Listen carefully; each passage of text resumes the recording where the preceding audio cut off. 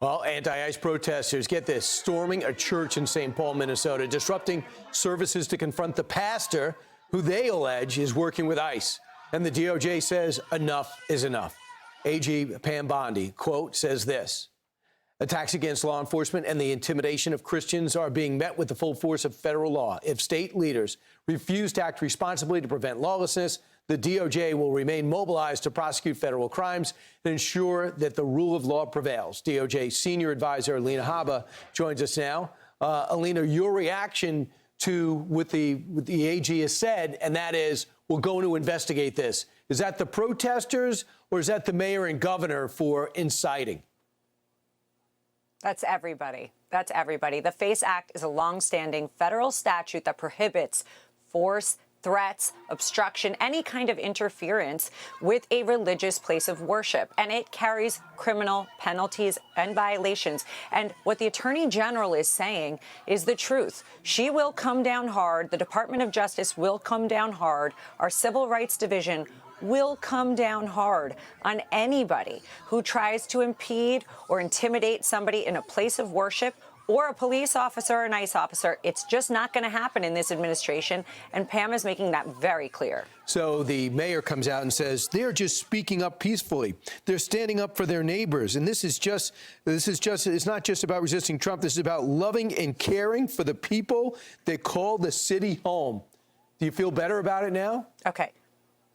Yeah, so we have a mayor who's a Somali sympathizer who we've seen dancing around on stage with their flag instead of an American flag. And I'm supposed to sit here, exactly, and I'm supposed to sit here and believe that that is not creating more hostility, where we have I just spoke with Brian, 200 agents the other night that are leaving their families, going there to keep the peace, to get criminals off the streets, to get people that don't belong here out so that we are a safer country. And they don't even know what they're standing for. And let me also tell you something. The Department of Justice will look into whomever is funding this. It's no different than a RICO action. If you are funding mass protests, if you are having protests that are not righteous protests, there are First Amendment rights that we respect, but that are putting people in risk, not allowing people to go to church, this Department of Justice will come down on you. So I want to talk about something else the president brought up last night, addressing, one, that Jamie Dimon was not going to be his Treasury Secretary, and number two, he's going to sue J.P. Morgan Chase for debanking him in 2021.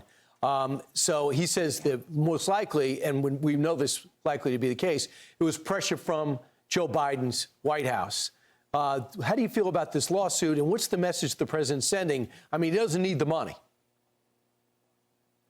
You know, debanking of President Trump and his business is a really broader issue. No one should be denied financial services due to their religious or political ideologies. I find it very sad that we're discussing this, ironically, on Martin Luther King Day, frankly, who was a civil rights leader. Why would J.P. Morgan all of a sudden decide that they no longer want President Trump's business? He had billions of dollars, hundreds of millions of dollars with J.P. Morgan accounts, and he was given approximately 20 days, according to the president, to remove these funds due to, quote, compliance risk reasons. It's just simply too hard to believe. This wasn't the result of pressure from federal regulators. And we need to look into it. And it's not for President Trump. It's for anybody. You should not be accused or denied the right to bank based on what you vote, who you vote for, and what you believe. And we're not going to have that either. Yeah, it shouldn't be Democrats, shouldn't be Republicans. They should be apolitical. Banks should stay out of it. I know Jamie Dimon and President Trump are on good terms, but they did put out this statement to J.P. Morgan Chase